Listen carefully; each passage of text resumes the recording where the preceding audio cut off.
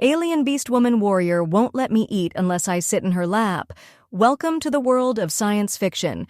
Comment below where in the world you are watching from today. And if you like this story, don't forget to subscribe. The cold hit him first. Sharp, brutal, and unrelenting. The wind ripped through the torn seams of his flight suit as Hank Dresden clawed his way out of the snowdrift. His ship, a small reconnaissance vessel named Drifter, lay scattered across the white horizon like bones of a forgotten beast. Hank curled lazily from the wreckage, trailing upward into a slate-gray sky that offered no hint of mercy. Hank winced as pain lanced through his ribs, definitely bruised, maybe cracked. The cold would kill him before that mattered. He stumbled forward, boots crunching through ice, one gloved hand clutched tight to his bleeding side. The emergency beacon had gone out with the last power surge. There would be no rescue, just him, the wind and death creeping in with frost-bitten fingers. He didn't remember collapsing. 1 minute he was trudging forward the next. His vision tunneled to a pinprick and he fell hard into the snow. The silence wrapped around him like a shroud. He thought he heard footsteps. No. Paw steps, soft but deliberate. Then came the low growl, not hostile exactly, more curious. The world faded in and out as something lifted him, strong arms padded with thick fur, warmth, movement. His body jostled against the steady rhythm of a long stride. He wanted to fight, to ask who or what was carrying him, but darkness swallowed the question. When he woke, it was to the sharp smell of wood smoke and roasting meat. He blinked against flickering firelight and found himself inside what looked like a fur-lined shelter made from massive animal hides, bones and primitive yet precise craftsmanship. Shadows danced across the walls. He sat up with a groan and realized immediately he wasn't alone. A towering figure sat across the fire, sharpening a wicked-looking curved blade. She glanced at him, fox ears twitching atop her head, long white fur rippling across her frame, and striking purple eyes focused on him like he was both prey and puzzle. She was no savage. Everything about her, the way she moved, the way she held the blade was deliberate, controlled, dangerous. "You live," she said plainly, her voice deep and rasped but unmistakably female. "Yeah," Hank muttered, voice hoarse. "Thanks to you, I guess." She tilted her head. "You fell from the sky. I saw the fire trail." "I crashed," he said. "Mechanical failure." "You would have died. This world has teeth." "I noticed." She rose in one fluid motion and crossed the fire pit. Before he could protest, she dropped to one knee, scooped him up like he weighed nothing and sat back down, pulling him into her lap as if it were the most natural thing in the world. Hank flinched, tensing instinctively, but her grip was firm and oddly gentle. She shifted him slightly, adjusted the heavy fur cloak around them both, and reached for a bowl beside the fire. "What the hell are you doing?" he asked, struggling lightly. "Feeding my mate," she replied flatly. "I'm not your weight." "What?" "In our way to save is to claim. You did not resist when I carried you. You accept warmth, now you must eat. That is the order." "I did accept warmth. I was unconscious." She bared her teeth slightly, not a snarl but a show of dominance. "Still, you did not die. That is enough."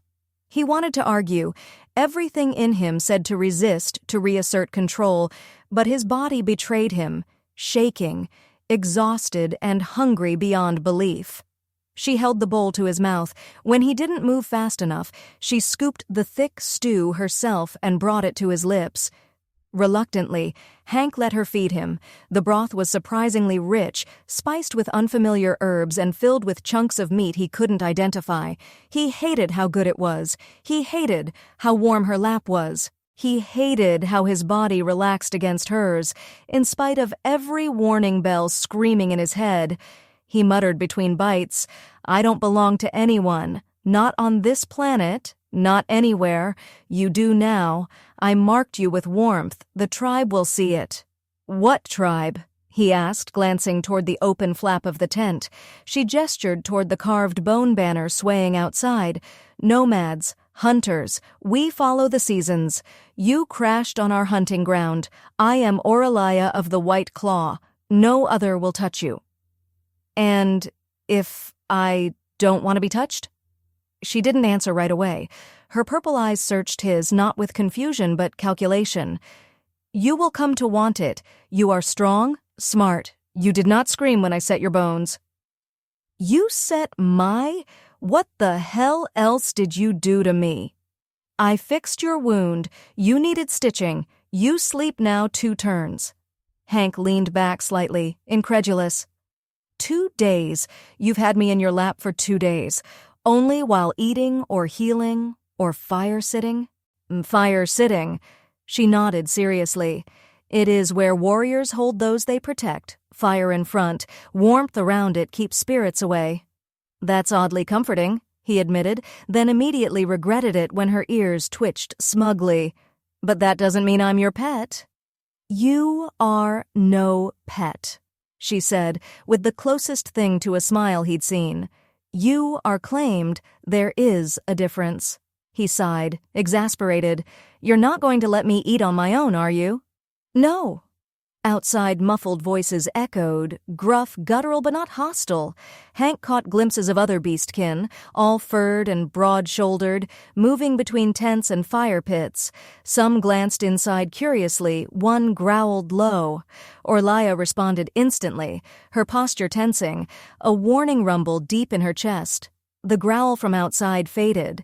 Hank realized then she was deadly serious. Whatever weird rules her people had, she was defending him. Claiming him meant more than just lap-sitting. It meant protection. After finishing the stew, she set the bowl aside and adjusted the furs around them again. Hank didn't fight her this time. The warmth was overwhelming, and the way her arms curled around him felt less like a trap and more like a shield. "Tomorrow," she said softly. "You walk, you must meet the chieftain. Show them your spine. They test you." "Great," he muttered. Nothing like a surprise performance review after nearly freezing to death. Orlaya chuckled an honest, deep sound. "Good, you have fire." And so Hank sat in her lap, warm and full, staring into the flames while a silent, powerful beastwoman held him like a treasured thing.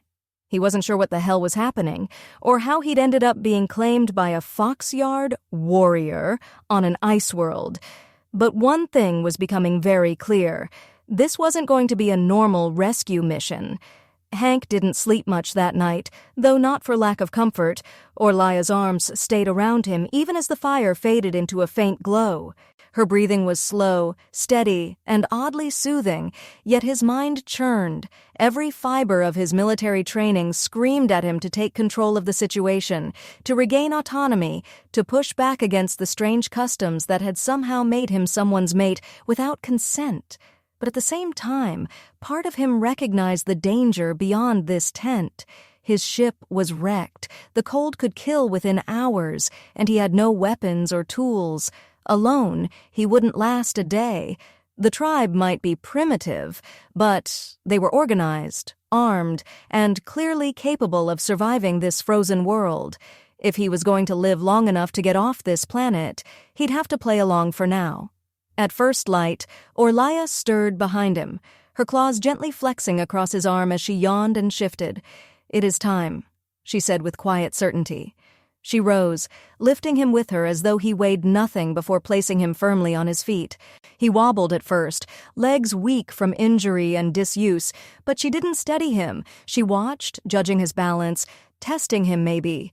Hank took a few steps, breathing in the sharp, icy air that flooded through the flaps she held open. It wasn't warm by any means, but he could move. And that was something. Outside the camp stretched in every direction. Dozens of fur tents arranged around fires, bone totems, and drying racks hung with massive cuts of meat.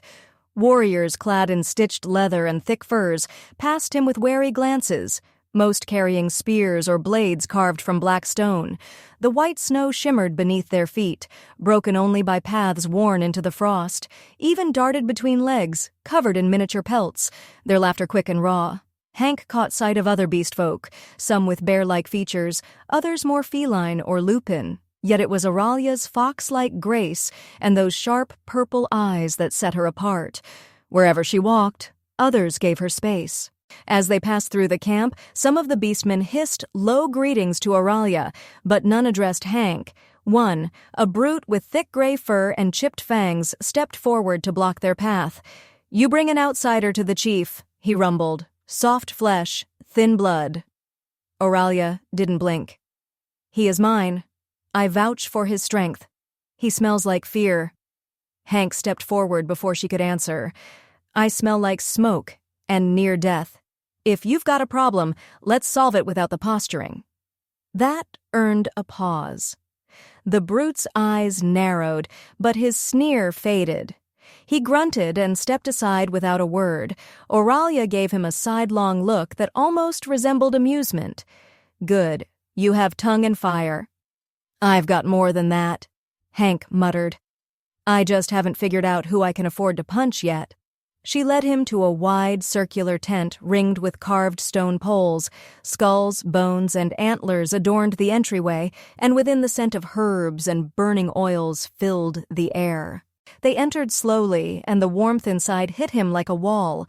At the far end, seated on a throne made from what looked like a mammoth's ribcage, sat a colossal figure, female, even taller than Orlaya, with thick black fur and red eyes like molten coals. Her expression was unreadable, regal but primal. Her gaze flicked over Hank and lingered on Orlaya. "This is the outsider," the chief asked in a slow, deliberate tone. "He survived the cold. He faced the wind beast. He shares fire he has claimed." The chief growled. "Claim does not mean worthy. He must prove. The tribe does not take in weaklings, no matter whose lap they warm." Hank took a step forward, ignoring the ache in his ribs. "What exactly do you want me to prove? I'm not here to play house or get adopted. I'm a pilot. I crashed. I'll be gone as soon as I can fix my beacon." Silence followed. The chief rose from her throne, towering over him. She approached slowly, her steps more like a stalking predator than a leader, and when she stopped in front of him, she reached out, one claw tracing the scarred edge of his flight suit. "You have spirit, I see. You speak boldly, but boldness fades in blood." Orlaya stepped between them. "Test him, trial by right, let him stand." The chief's red eyes gleamed. "Then he fights at dusk. No weapons but bone. He bleeds or he stands. If he falls, he is exiled from the flame." "Fine," Hank said before he could stop himself. "What's one more fight?" Outside word spread quickly. By midday, a ring was cleared near the central fire pit, the ground packed and surrounded by tall stakes. The tribe gathered in tight circles, murmuring in their native tongue. Hank stood shirtless, holding a curved bone dagger in one hand, a shallow plate shield in the other. Across from him stood a snarling warrior with shaggy brown fur and tusks curving up from his jaw, twice Hank's width, full of teeth and snarls and muscle.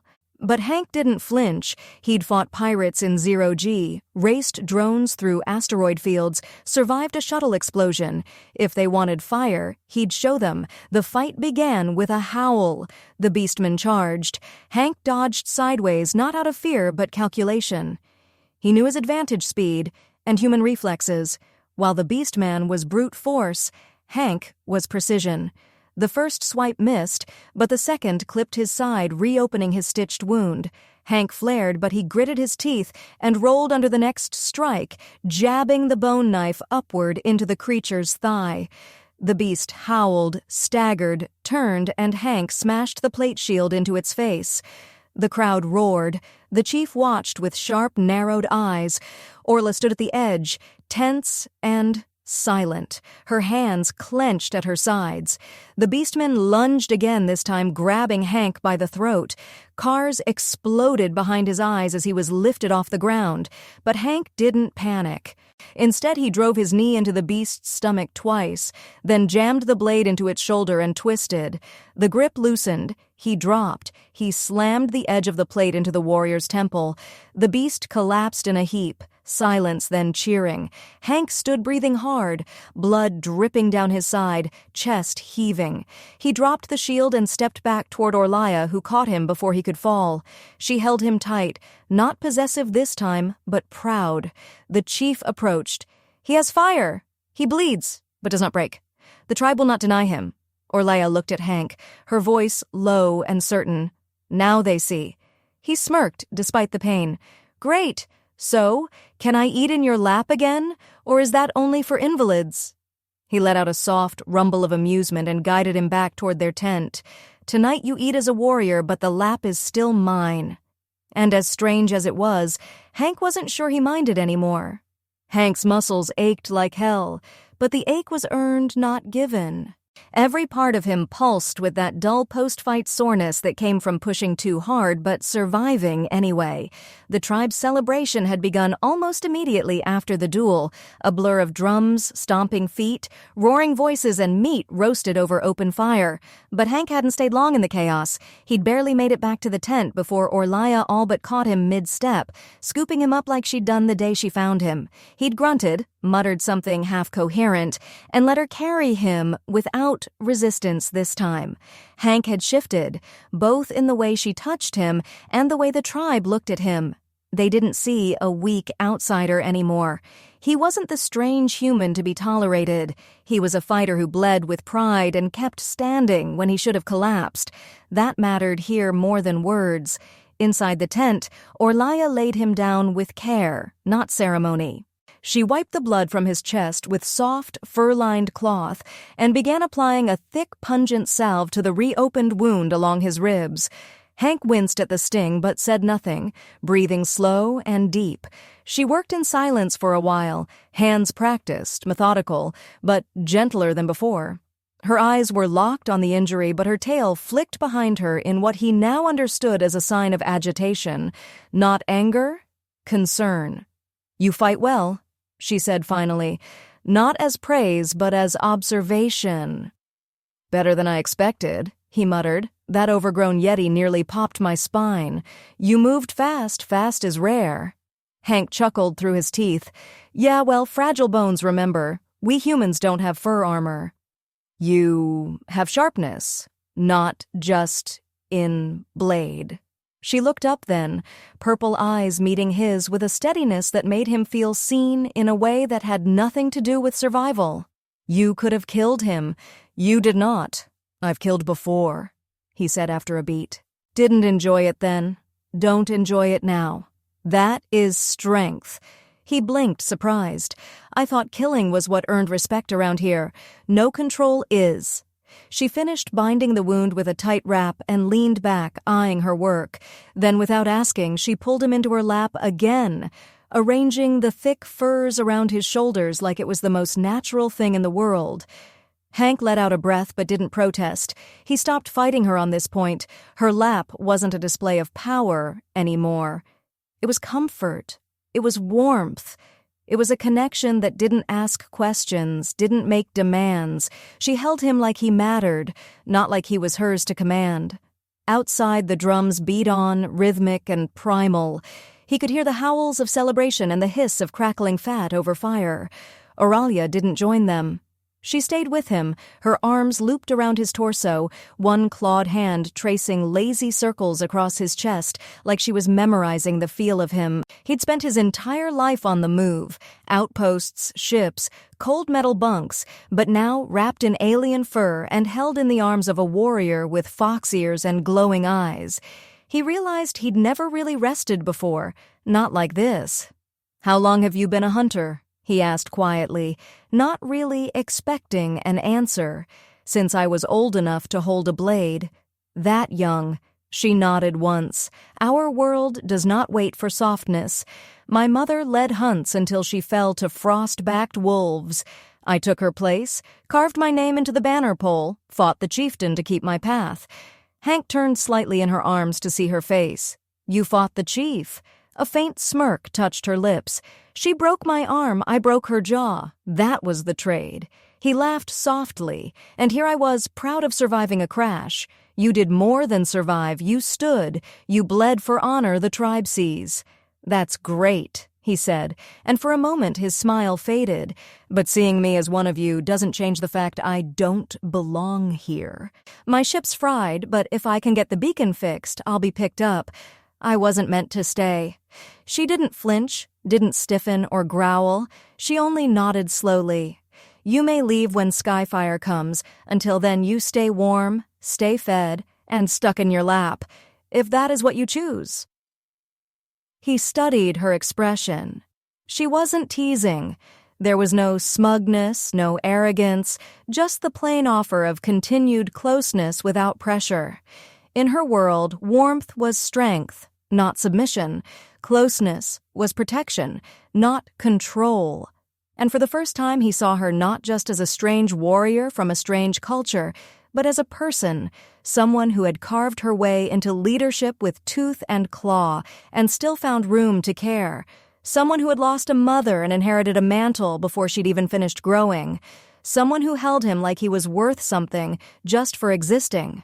He sighed, leaning his head back against her shoulder. "You ever think your world's a little upside down?" "Yes," she said, tail flicking once. "That is why we climbed to turn it our way." The next day she took him hunting. He didn't expect it.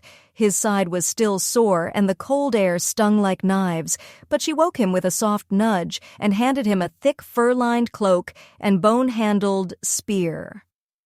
No explanation, no instructions, just a steady look and a tilt of her head. He followed. They moved through the snow-laced forest in silence. Trees like ivory claws reached up from the earth, branches thick with frost and shadow.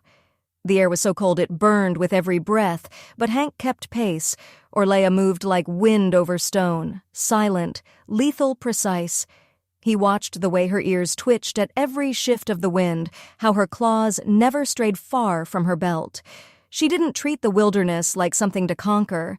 She moved with it, matched it, listened. Eventually, they reached a narrow clearing near a frozen stream. She raised a hand, halted, then pointed to the ridge above. A massive creature lumbered their four-legged tusked, fur-covered and thick as a tank. Its breath misted the air like smoke. Orlaya looked to Hank and made a subtle gesture, flank it circle wide. He trusted him to understand, trusted him to move on his own. That said more than words ever could. He circled slow and quiet, heart-hammering. The beast snorted, pawed at the snow, and turned slightly, just enough for Orlaya to launch her spear with brutal force. It struck true, burying into its shoulder. The creature bellowed and turned, and that's when Hank hurled his spear from the trees, catching it in the throat. The beast collapsed seconds later, steam rising from its wounds. He stumbled down the ridge, panting. Orlaya was already beside the body, inspecting the kill. When she looked up at him, her smile was different, wider, sharper, tinged with pride. "Good throw," she said. "You loosen the jar," he said with a smirk. She chuckled. "Next time you hunt alone." He blinked. "You want me to go solo?" "Eventually, you learn, you stay, you fight, you feed. That is the way. And if I don't want to stay?" She looked at him a long moment. "Then I will not stop you, but I will ask you why." Hank looked at the dead beast, the snow, the forest, and then at the fox-eared woman beside him, white fur dusted with frost, purple eyes alive with warmth and power. He didn't have an answer, not yet, but maybe, he thought, he'd figure it out before the beacon ever got fixed. The next several days fell into a rhythm Hank never expected to adapt to. Wake with the sun's pale light bleeding through the fur tent, share a meal beside Orlaya, still in her lap, still with that stubborn insistence she had on feeding him first, and then train, hunt, or scout alongside the tribe. The side healed faster than he thought possible, mostly due to their strange but effective herbal medicine. He found himself moving more freely, gripping his bone spear with less hesitation, even engaging in sparring matches with younger warriors who stopped pulling their punches once he proved he could land a hit or two. The tribe no longer stared at him like a novelty. Now they gave nods, clapped his shoulder, even included him in the evening tale he's told around the fire. He was still an outsider, but not alone. Orlaya never hovered, never treated him like a fragile thing. But she was always there, close, watching, wordlessly offering her lap every evening, and every evening he found himself accepting it without resistance. It wasn't about dominance anymore, if it ever truly had been. It was something else. A comfort that came without conditions. He'd hold him while the fire crackled, and tribe elders recounted ancient victories or whispered of beasts that prowled beyond the mountain shadow. Her arms around him were steady and warm, her tail sometimes flicking lazily against his leg. She said little, but in her silence was presence, and he'd come to value that more than he'd admit aloud. But as much as he'd settled into this alien life, a part of him remained alert, scanning for signs, patterns, trouble. It was a habit forged from years of patrol routes, recon reports, and survival drills. And it was during a hunt with Orlaya and 2 others that something began to gnaw at him. The forest wasn't right. Not just the animals, though they were quieter, but the trees themselves. Scorch marks on bark too clean to be lightning, tracks that weren't animal or tribal. Even the snow had patterns that didn't sit naturally, lines too straight, segments disturbed in unnatural grids.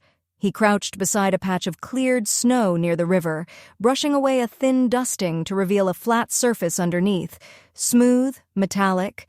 Orlaya stepped beside him, brow furrowing, not made by the wild. "No," he said. This is artificial, military grade, maybe surveillance equipment, something been here." She didn't question him.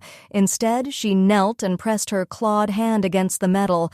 Her ears twitched once and she narrowed her eyes. No scent, no warmth. "Because it's been here a while?" He looked around, then rose. "We need to find more of these. If someone's watching, it's not one of your rival clans." She didn't hesitate. They fanned out with the others, canvassing the nearby area. It wasn't long before they must stay. Baker found another device, half buried beneath a pile of old bones tied together like a warning marker, a clever disguise but not clever enough. Hank pried it free. It was a cam node. No active signal but still recording. Orlaya tilted her head at it. Eyes. Yeah, remote surveillance. These aren't primitive. Can't set these up who knows how to hide gear and they're not from around here. No tribe I've seen uses tech like this. Then who? He didn't answer. His gut already had a suspicion, but he didn't like it. The pirates who shot him down. No, they didn't use recon tech like this. Too sloppy. Mercenaries, more likely. The kind of professionals who might track a beacon signal, locate survivors, and harvest whatever they wanted from the crash site. His stomach tightened. If they were watching the tribe, it wasn't just about him anymore. They returned to the camp with the nodes and presented them to the chief. The woman examined them with disdain, her claws tapping against the metallic shell. These are poison eyes. They see, but do not speak. They must be cleansed. They must be understood, Hank said firmly. Whoever placed these here didn't come for sightseeing. They're gathering intel, planning something, maybe waiting for a weakness. Then, let them come. One warrior growled, thumping his chest. We have blades and fire, and they have orbitrity weapons, drop pods, thermite rounds. You won't see them coming, not until it's too late, Hank snapped. He turned to the chief. If these mercs are planning to hit the camp, they'll wait for a time when they think you're distracted or vulnerable. We need to beat them to it. The chief eyed him. You speak of strategy? You know their kind. I used to run recon on pirate fleets, scouted dozens of worlds for military-grade activity. I've seen these kinds of setups. They're smart, quiet, and fast, but they rely on intel. If we mess with that, start feeding them false signals, set traps, they'll back off or get sloppy. He considered him a long moment, then looked to Orlaya. Do you trust him? With my back, Orlaya answered, and my warmth. That earned a growl of approval from nearby warriors. The chief nodded. Then we act. Over the next 2 days, Hank helped lead a sabotage effort unlike anything he'd ever done.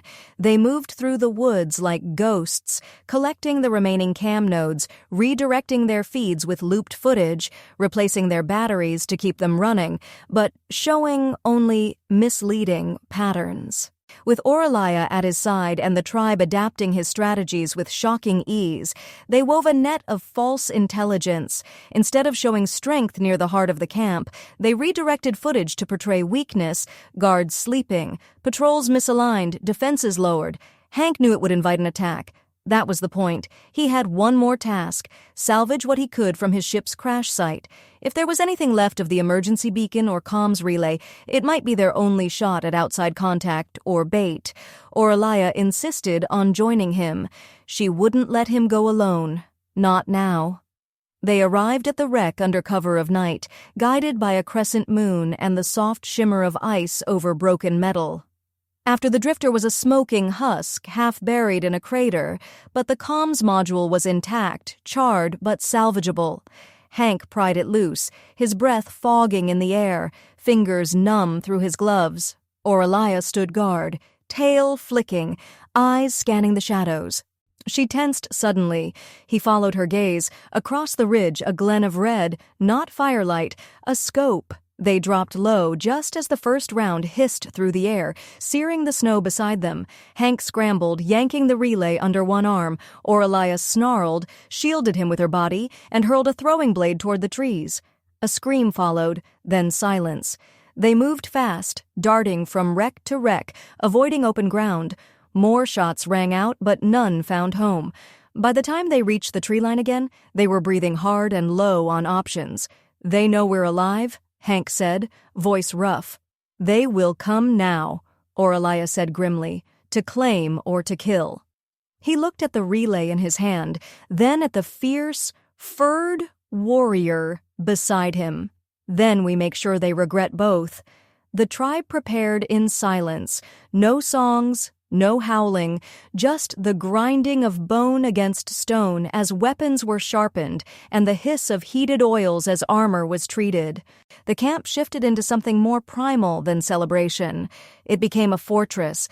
Tents were moved closer together, watch points were raised on snow-packed ridges, and patrols rotated with precision Hank hadn't seen in weeks past.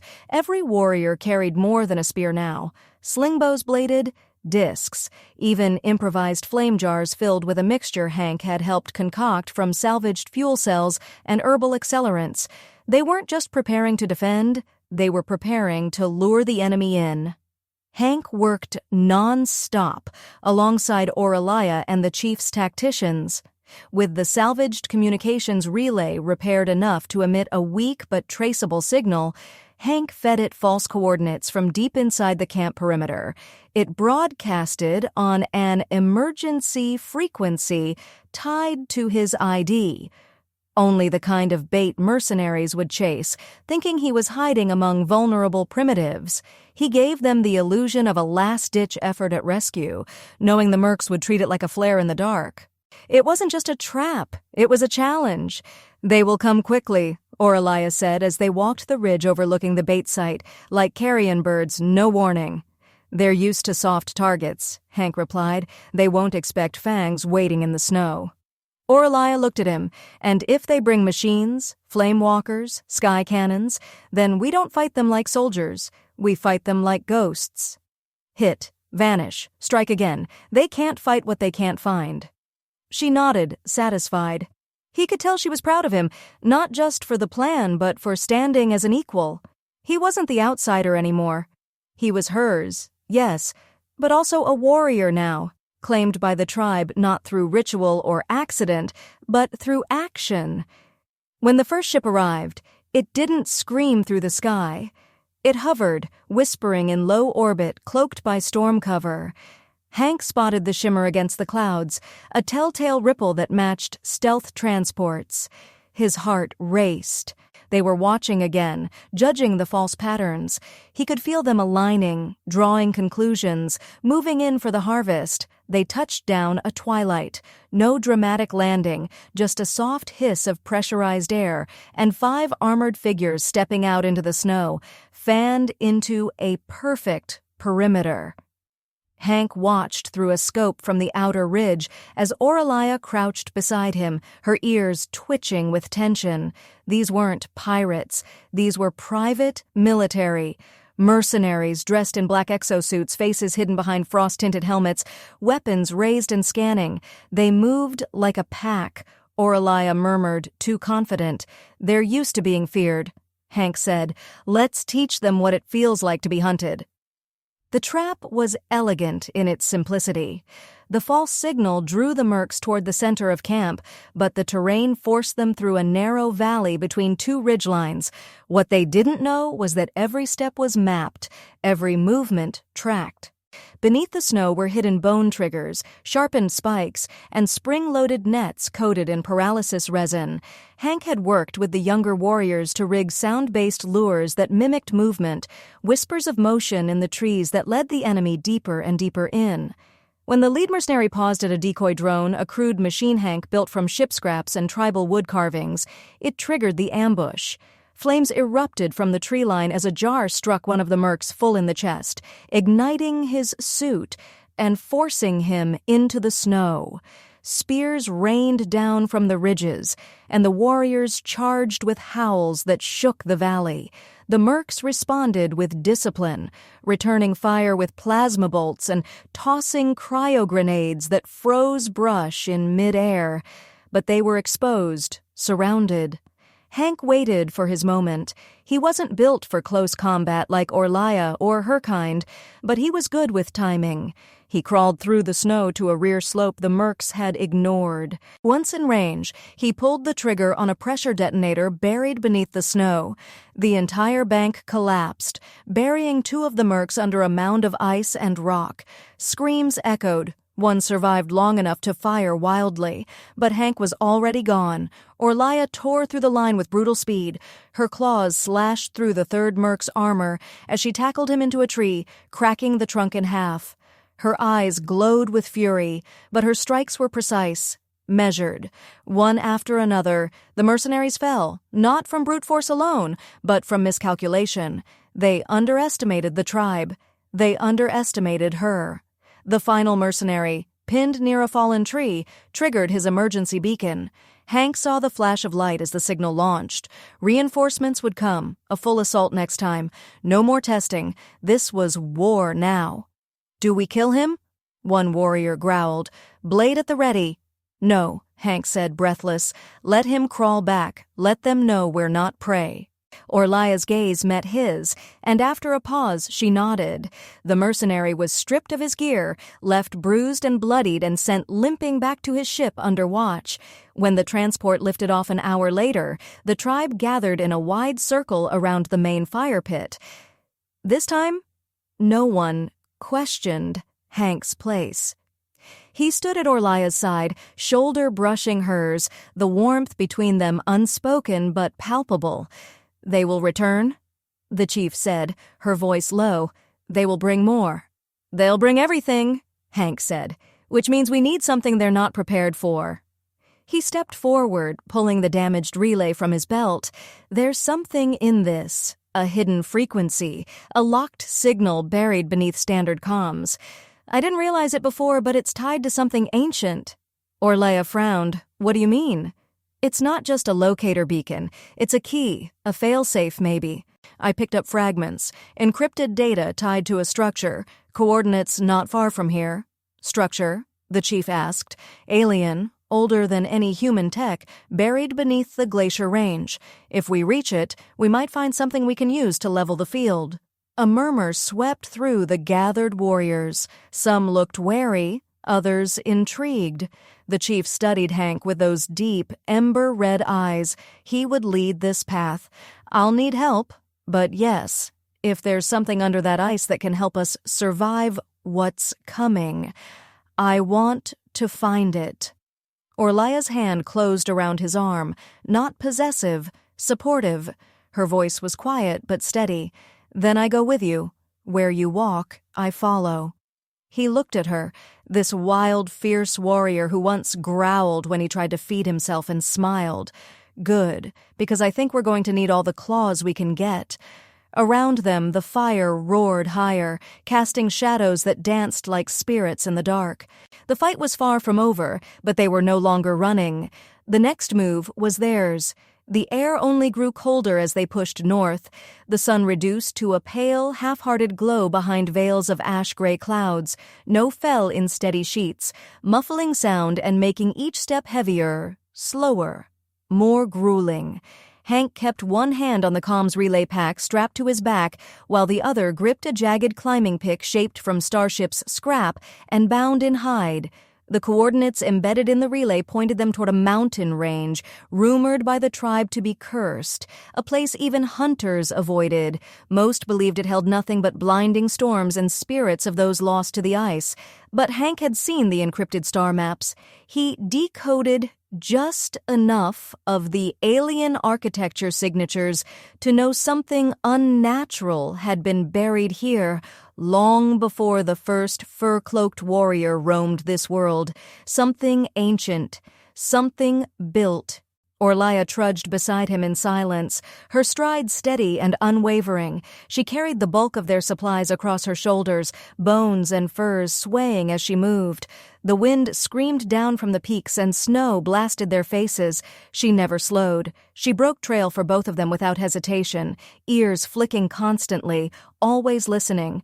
2 younger warriors flanked their sides, brothers named Varak and Yule, both with striped fur and long curved blades strapped to their backs. The chief at hand picked them, not only for loyalty but for what she called ghost walk instincts. Quiet, observant, killers when necessary. They barely spoke, but Hank could feel their respect growing each time he kept up without complaint. They camped inside the hollow of a cliff face on the 3rd night, sheltered from the howling wind by tightly bound hides and heat stones pulled from hot spring valleys further south. Hank sat by the low-burning fire, rubbing his hands together while Orlaya prepared their meal, thin strips of smoked meat with a handful of hard roots boiled into stew. It wasn't much, but it beat freeze-dried rations from his pack, long since depleted. She settled beside him once it was done, not asking, simply pulling him into her lap with the usual quiet insistence that had become routine. He didn't resist. He hadn't in days. Orlaya fed him as always, one clawed hand gently tilting the bowl while the other wrapped around his waist. Her warmth seeped through the heavy layers between them, and though Hank's pride had once flared at the idea of being held like some pet, he now found a different emotion rising with each bite piece. Not submission, not weakness, just the calm that came from knowing someone fierce had your back, someone who didn't question your strength but refused to let you carry the weight alone. As the fire crackled, Hank leaned back into her chest and stared at the flickering glow. "Do you think your ancestors ever imagined sitting like this, with an outsider?" Orlaya's voice rumbled low in her throat. "Our ancestors imagined many things, but they did not live through war, sky burn, and shadow storms. We do. We adapt." He smiled. "You're more open-minded than I expected." "You earned that," she said simply. "Not by words, by blood, by fire." They sat in silence for a while longer, until Varric returned from a quick scout and dropped into a crouch near the fire. "North Pass is blocked by fresh collapse," he reported, "but I found something." Orlaya's ears twitched. "What?" He reached into his satchel and pulled out a fragment of alloy, blackened at the edges but unmistakably not from any beast or bone. Hank leaned forward, recognizing the shape immediately. An access panel, likely from an ancient vault door. The markings along the edge glowed faintly under firelight, alien script humming with dormant power. "We're close," Hank muttered, taking the piece and turning it over in his hands. "Real close." The next day they climbed higher, navigating narrow ice bridges and shattered ridgelines until, finally, they reached a valley buried so deep in frost that even sound seemed hesitant to echo. At its center lay a half-buried structure, jagged spires of black stone metal protruding from the earth like the ribs of a forgotten titan. The relay began to ping in slow, steady intervals. Hank stepped forward, breath caught in his throat. This was it, the signal origin, the hidden construct. When I walked beside him, her gaze sweeping the towers with quiet awe. "It sleeps," she said. "For now," Hank replied, "but it recognized my genetic key when I repaired the relay. This place, it was meant to be activated by someone with human DNA or something close to it." "Why?" I don't know yet, but I'm going to find out. He approached the nearest archway, brushing snow away from a control pad embedded in the wall. The moment his fingers touched the surface, the pad lit up, symbols rippling to life like coals fanned to flame. A low hum vibrated through the ice. Lights blinked in sequence, forming a path that led deeper into the construct's heart, the wall's breath now as if woken from centuries of slumber. The team entered slowly, weapons drawn, senses sharp. The corridors were smooth and curved, lined with crystalline panels that pulsed with quiet energy. No dust, no decay, just silence and power. Hank moved toward the central chamber, guided by the relay's readings and gut instinct.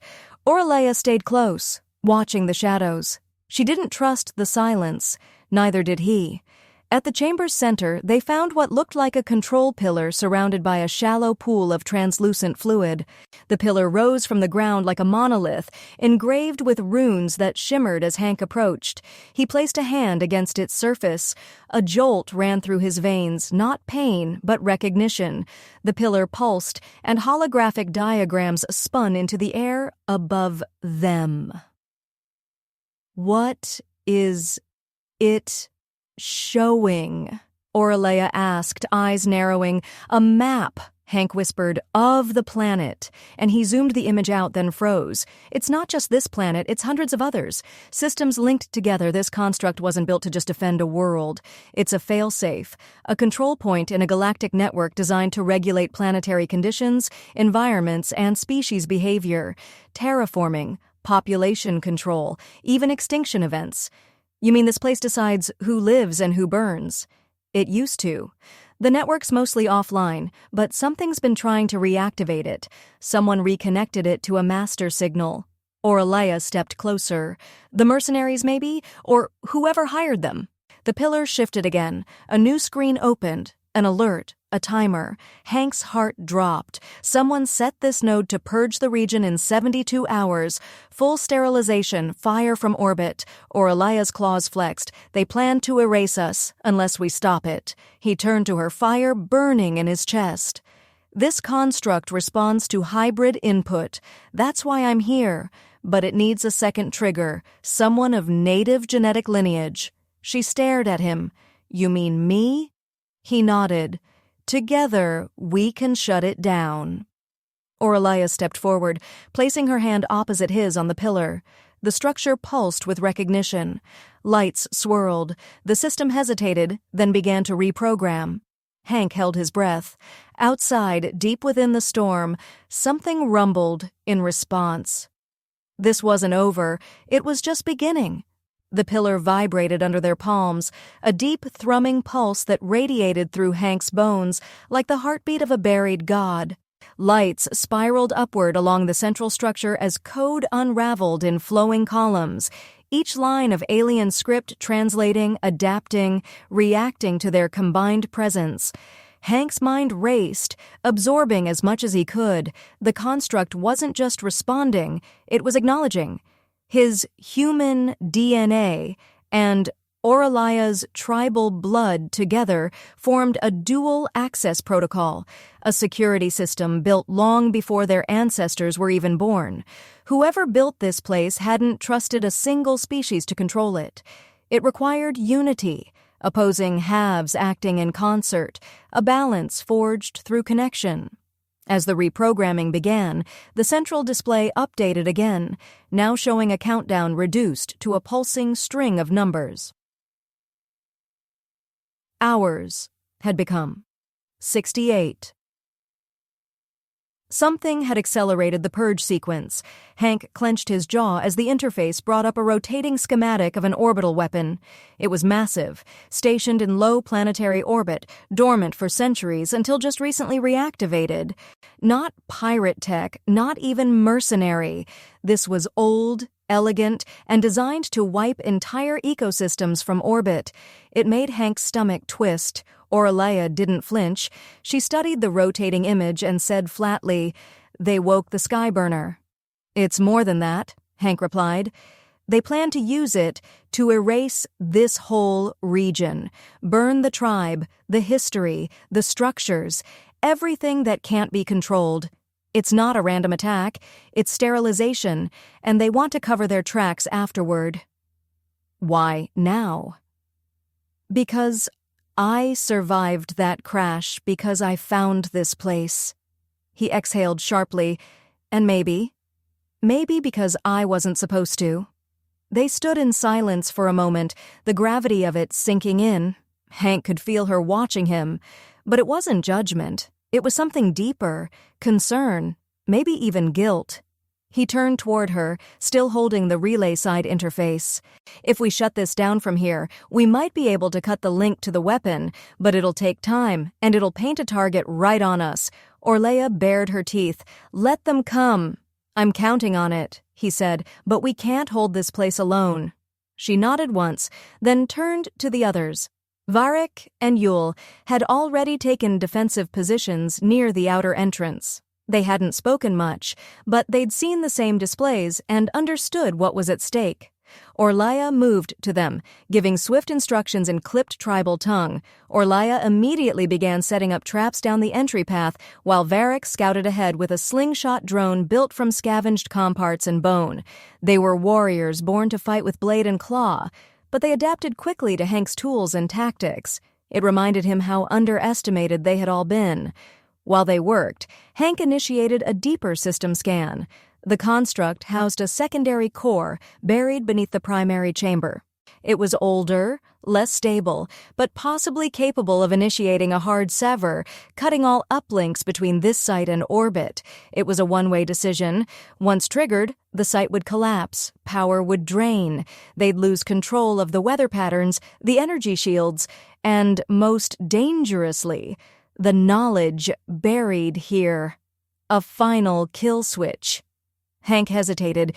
He didn't want to lose what they'd found, not after all this, but if it meant saving the tribe, stopping the orbital weapon, and ending the threat for good, it was a trade he'd make without blinking. He glanced over at Orlaya, who had returned and was now watching him closely, her arms crossed and tail low. "You're thinking of destroying it," she said quietly. "If I don't, they might come back with more. Another team, another army. This place is too dangerous in the wrong hands." He walked closer, her steps silent. "You fear we will lose what was found?" "Yeah," he admitted. "I do." She touched his chest, claws gentle. "But you will not lose me." He blinked at that. She wasn't trying to make a point. She was giving him an anchor, and it worked. The cold in his gut receded. His mind cleared. The alarm started barely an hour later.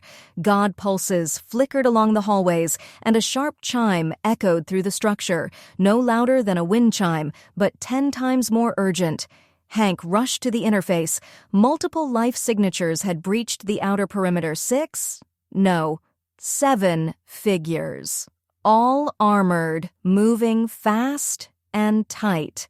Another dropped team. No doubt mercs again, probably with orders to kill anything between them and the core.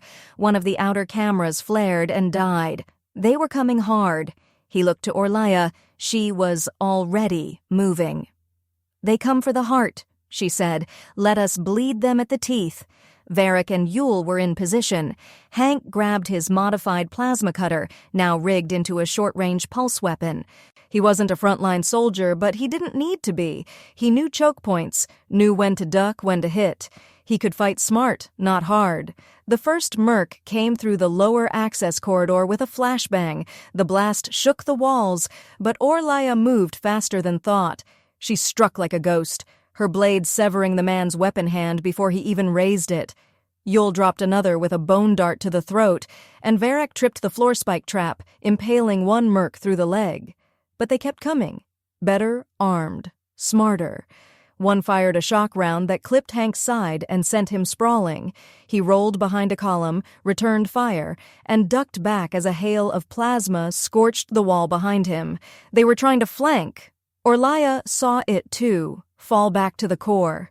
They retreated down the corridor, sealing bulkheads behind them. The ancient systems weren't designed for war, but the auto-seals slowed the mercs just long enough. Inside the chamber, Hank activated the failsafe protocol. The countdown began. 5 minutes until core severance. We hold until it finishes, he told them. Then we run fast. Orlaya stood beside him, blood splattered across her fur, panting but unshaken. She leaned her forehead against his for a heartbeat. No matter what happens, you are mine. And you're mine, he said. Let's make sure there's still a world left for that to mean something. The door burst open before he could say more. She merc-stormed through. One with a flamethrower, the others with pulse rifles. Hank rolled and fired, taking one in the shoulder. Orlaya tackled the one with the flamethrower, her roar echoing off the walls as she slammed him into the ground, and tore through his armor. The third merc took aim at Hank, until Varric, bleeding and limping, hurled his blade and dropped the enemy mid-trigger pull. The countdown reached 15 seconds. Hank dove for the control panel and jammed the override trigger. Now, he shouted. The world lurched. Lights collapsed into darkness. The floor trembled. Distantly, he heard metal splitting, ice collapsing, stone cracking under the weight of centuries of dormant energy suddenly released. The connection to orbit was gone. The purge signal died with it. He grabbed Orlaya's hand and pulled her toward the escape corridor. The structure behind them groaned like a dying beast. They ran, ducking falling debris, leaping chasms as the entire complex began to sink. When they burst into the freezing open air, gasping and bruised but alive, the mountains behind them lit up with a low, pulsing red glow, then faded into silence. Hank collapsed to his knees, breathing hard. Orlaya stood over him, chest heaving, face streaked with soot and blood. She dropped beside him, pulled him into her lap without asking, and held him tight. They survived the fire, together. The cold had never felt this alive. The ancient structure behind them groaned its final breath as snow and stone cascaded down the slope, sealing it shut forever. No blinding explosion, but her gaze remained locked on the distant horizon. Unshaken, they had one of a dying god. Hank knelt in the snow, chest heaving, his arms wrapped tight around the calm's relay still clutched like a lifeline. Beside him, Orlaya hadn't loosened her grip. She held him as if the collapse hadn't ended anything, but started something new. Her white fur was streaked with blood, ash, and snow, but her gaze remained locked on the distant horizon. Unshaken. They had one it didn't feel like victory. Not yet. Behind them, Varric limped out from the fractured tunnel, dragging Yul across his shoulders. The younger warrior barely conscious, one leg mangled and wrapped with crude bindings. Hank rushed to help, slinging Yul's arm over his own shoulders, and the three of them trudged forward until they reached a higher plateau. From here the land unfolded beneath them like a frozen sea, white, endless and cruel, but Hank saw it differently now. Somewhere down there was the tribe. Somewhere in that valley were the fires that had welcomed him, the place that had fed him, the people that had fought with him. They started the descent in silence. None of them spoke until the sky turned dark and the stars punched through the cold. They camped under an outcrop, too exposed for comfort, but the wind couldn't touch them there. Varric kept first watch, while Orlayan Hank sat beneath the shelter, cloaked together in layered hides. This time, Hank didn't wait to be pulled into her lap. He settled there himself, pressing against her chest, closing his eyes. Her arms came around him instinctively, warm and certain, and for the first time in days, he slept without tension, nodding his back. They returned to the tribe on the 4th day. The camp had moved slightly, shifted east into the valley's edge where the land offered more natural cover and a nearby hot spring for treating the wounded. Smoke curled from the bonfires and scouts lined the ridges, alert and armed. As soon as Hank stepped into view beside Orlayan, a call went up. One of the younger sentries howled, a signal not of danger, but return. The response was overwhelming. The tribe surged forward to meet them, warriors and elders alike pressing in around the hunting party, examining their wounds, gripping their arms, touching their shoulders. Not just concern, recognition. The chief approached slowly, her cloak draped in bone charms that clinked faintly with each step. She studied Orlaya first, then Hank, and her lips curled into a faint but genuine smile. "You stopped the Skyburner." "We severed the link," Hank said, exhaustion thick in his voice. "The structure's gone. If the mercs try again, they'll find nothing but ice and broken stone." The chief's gaze turned toward the bloodied relay on Hank's back. "You brought knowledge, gave risk, took fire into your bones. I didn't do it alone." "No," she agreed, eyes flicking toward Orlaya.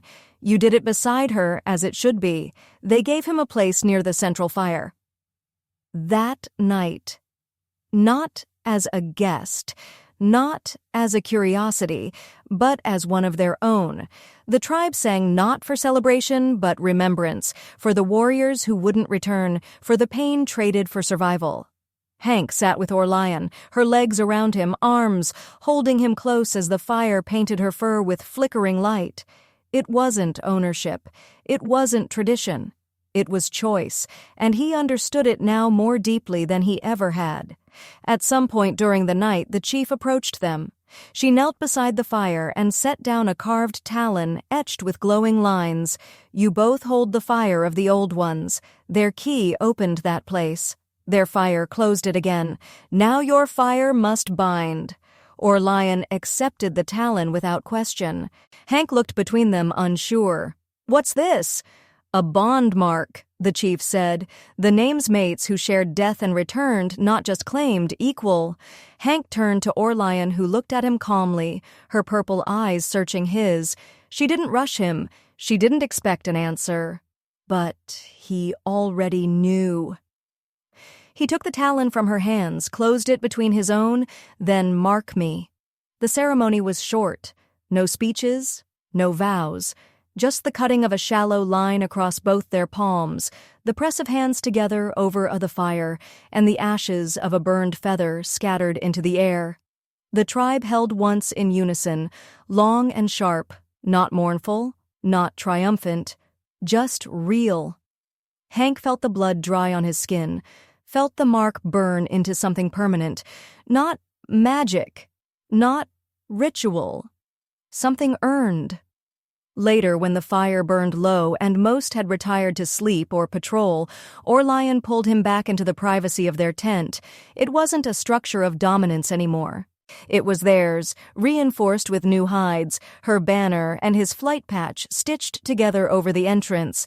Inside, the scent of cedar and smoke clung to the furs. Hank removed his armor piece by piece, sitting beside her as the silence grew thick with anticipation. "I'm not going anywhere," he said. "Even if another ship shows up, even if Earth calls me home, I choose this." "You will miss your sky," she said softly. "I've flown through galaxies and landed on moons that shine brighter than suns, but I've never known peace until I sat in your lap, covered in soup and fur, listening to you growl at anyone who came too close." Orlaya grinned, then leaned in her forehead against his. "You speak too much." "Then shut me up." And she did. The night was long, warm, tangled in more than just limbs. There was strength meeting strength, softness discovered in teeth and claws, fire traded between breath and movement. When dawn came, they didn't rise immediately.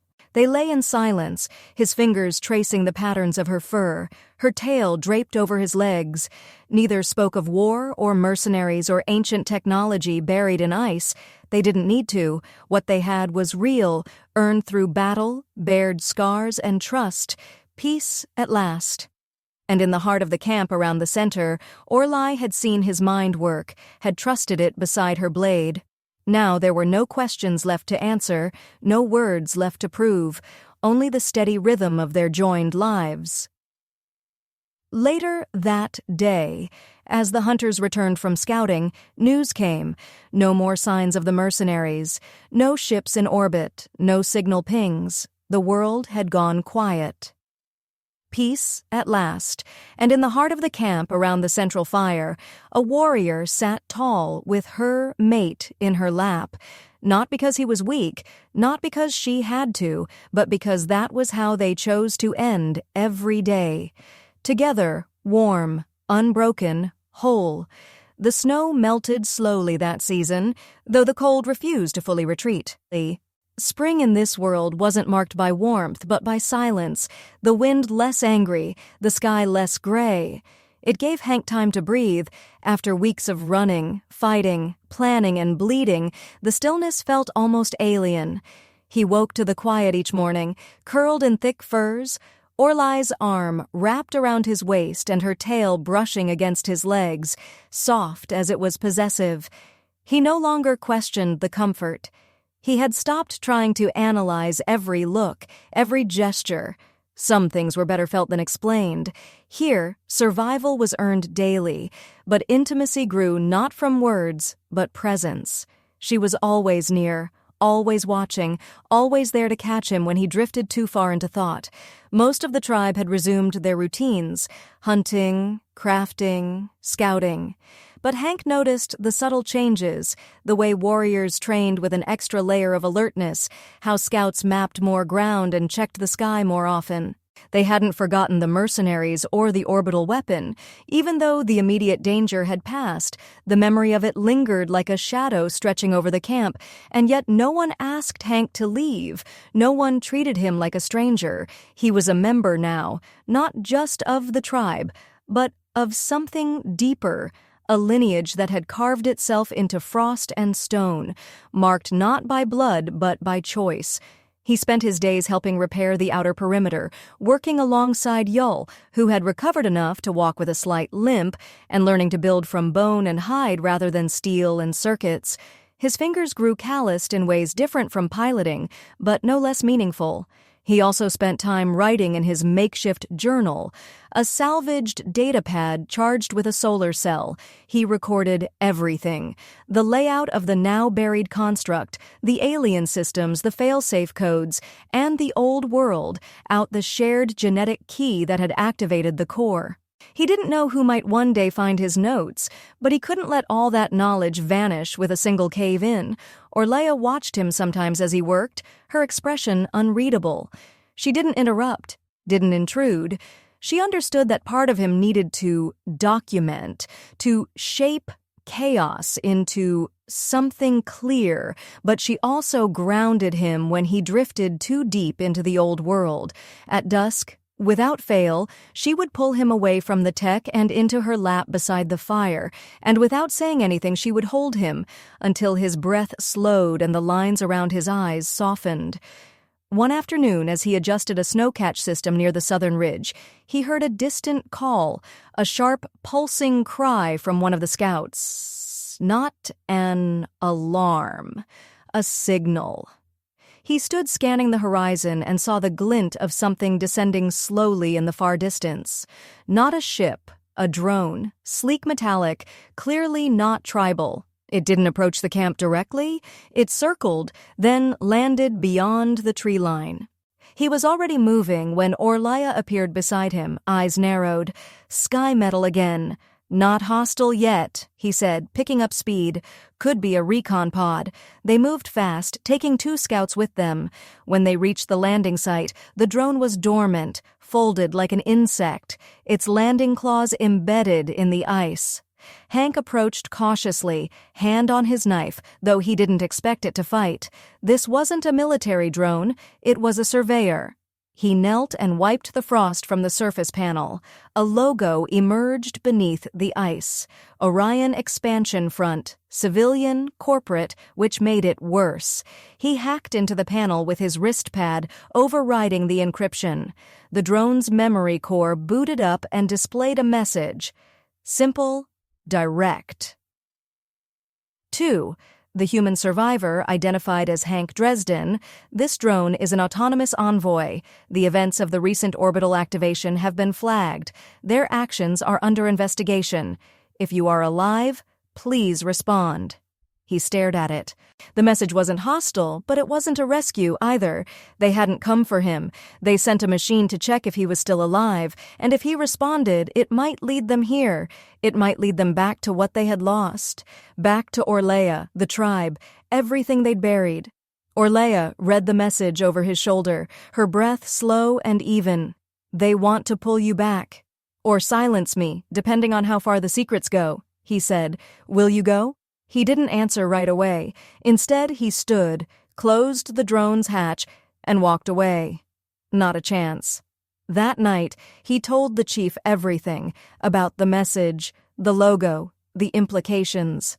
She listened with that same iron patience, her hand occasionally drumming across her knee, like a war drum marking time. "They will come again," she said. "Maybe, but next time they won't find any structures, any keys, any devices, just a frozen valley filled with warriors. They will not understand what they face." "That's why I'll stay," Hank said, "to help them never understand." Later, after the fire dimmed and the voices drifted away, he lay beside Orlaya in their tent, her body something that mattered. "And I found you," Uar fenced her shoulder, tracing the fur along her collarbone. She hummed low in her chest, a sound he now recognized as contentment.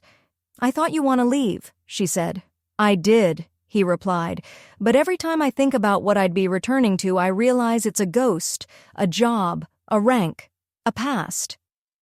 Later, I fought for something real, bled for something that mattered, and I found you.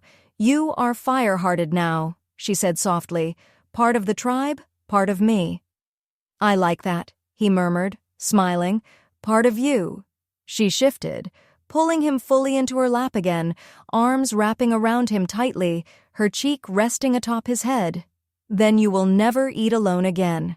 He laughed under his breath, warmth blooming in his chest. "You still going to feed me by hand?"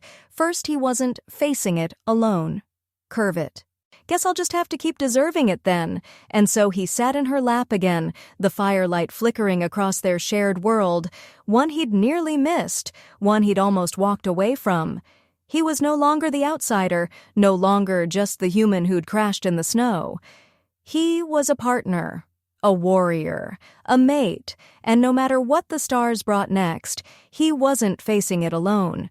The winds shifted on the day they declared Hank a fire-blooded son of the tribe. It came not with the bite of winter or the hum of coming war, but a crisp calm that seemed to settle across the camp like a long-held breath finally exhaled. The fire pit burned hotter that night, not from ritual, but from purpose. The pit, warriors sat in rows, their eyes fixed on the center where the firelight danced between figures standing shoulder to shoulder, or lie tall and fierce as ever. Hank beside her, dressed in bone-threaded leather gifted to him by the elders, a blade at his hip, carved not from metal, but from blackened volcanic horn, given only to those who bled for the tribe without being born to it. He had earned this, not by grand speeches or some outsider simple, the chi ending with them when it mattered by refusing to flee, when he could have vanished into the stars. The destruction of the orbital weapon's uplink had not just stopped annihilation, it had sealed his place here. The surveyor drone had been dismantled, its memory core melted in the fire, and no further messages had come. If the corporations were watching, they'd seen enough to know not to return, or if they did, they'd find nothing waiting but teeth in silence. The ceremony was simple. The chief, seated high above the crowd, rose only once to step forward and press a talent-tipped finger to the center of Hank's chest, leaving a smear of red pigment, a mark of lineage by bond rather than birth. Then she did the same to Orlaya, who turned without a word and curled her arm around Hank's shoulders, pulling him flush against her side. There was no chant, no explosion of noise, just stillness, followed by a single unified howl that rose from the crowd and rolled through the valley like thunder. It was the only recognition they needed. It was done. After the tribe feasted, massive slabs of meat roasted over open flames, roots boiled in thick broth, berries soaked in spice wine that burned down the throat and made even the oldest warriors laugh like children. Hank sat in Orlaya's lap as he had so many times before, but now with no hint of resistance. His hand rested on her thigh, her arm around his waist, his head tilted back against her collar as she fed him from a carved bowl with slow, measured care. He let her grinning at the way she huffed with satisfaction each time he didn't fight it. Around them, no one stared anymore. It wasn't strange. It was expected. It was known. When the fire began to die and the night turned colder, Orlaya rose with him still held in her arms. He chuckled, murmuring half-hearted complaints, but she ignored them and carried him through the quiet camp, her stride purposeful. Inside their tent, she lowered him onto the furs, but instead of pulling away, she knelt beside him and cupped his face with both hands. Broke apart, he pulled her down beside him, furs wrapping around them both. "You could have gone back to the sky." "I could have," he said, reaching up to rest his hand over hers. "But I would have spent the rest of my life wondering what I gave up. This place it's more than survival. It's what I didn't know I needed." "You will never be alone," she said. He leaned up and kissed her, not with urgency but with certainty. When they broke apart, he pulled her down beside him, furs wrapping around them both. They didn't speak after that. Not with words. Their language had changed. It wasn't built on explanation, but trust. Days passed and the season turned. With the snow finally thinning and the rivers thawing, the tribe prepared for the great migration. It was tradition: follow the herds, follow the warmth, return only when the valley called them home. Hank had asked if he'd be expected to stay behind to guard what they'd rebuilt. Orlaya had just laughed and thrown his travel satchel at him, telling him bluntly, "Where I go, you sit in my lap." He raised an eyebrow at that, teasing even on a moving sled. She narrowed her eyes, especially on a moving sled, so he went. Not dragged, not claimed, but chosen. The sleds were packed, the scouts prepared, and the children chased each other between the piles of furs while the older warrior once believed was his destiny. Everything that mattered walked beside him now. In the means of their sled beast, the other wrapped firmly around her waist. Together, they led the first team forward, blazing the path down into the lower valleys. He never once looked back at the crash site, now nothing more than a memory buried beneath ice and ash. There was nothing left for him in the wreckage, no future in what he once believed was his destiny. Everything that mattered walked beside him now, or, in Orlaya's case, refused to let him walk alone. They traveled for weeks following the thaw. He learned more than he expected: how to set spring traps, how to identify storm clouds by scent, how to read the subtle shifts in the herd's paths.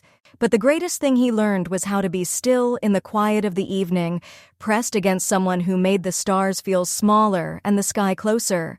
There was no loneliness anymore, no ache of death until the stars began to fade and the horizon lit with pelagian when the fire was low and the snow gave way to dirt and moss beneath their feet.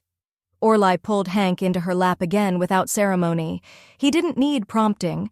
He curled into her chest, wrapped in her arms, her tail coiled lazily over his hip. Around them the others dozed, scattered in blankets, laughter drifting away with the wind. "I used to think I'd end my life alone in some outpost or shuttle," Hank murmured, his voice barely above a whisper. "Figured maybe I'd be remembered by a number, a wreck, maybe a footnote." "You will be remembered here," she said, brushing her claws gently through his hair. "Not for falling, for choosing." "I chose right," he said. "I chose you." And she held him tighter, warm and quiet, until the stars began to fade and the horizon lit with pale gold. There would be no more war, no more drones, no more missions to run, orders to follow, coordinates to trace, just this life. Simple, wild, shared. Hank Dresden, once scout pilot, now warrior by bond, mate by choice, closed his eyes in the arms of the only home he'd ever truly known. Not a place, a person.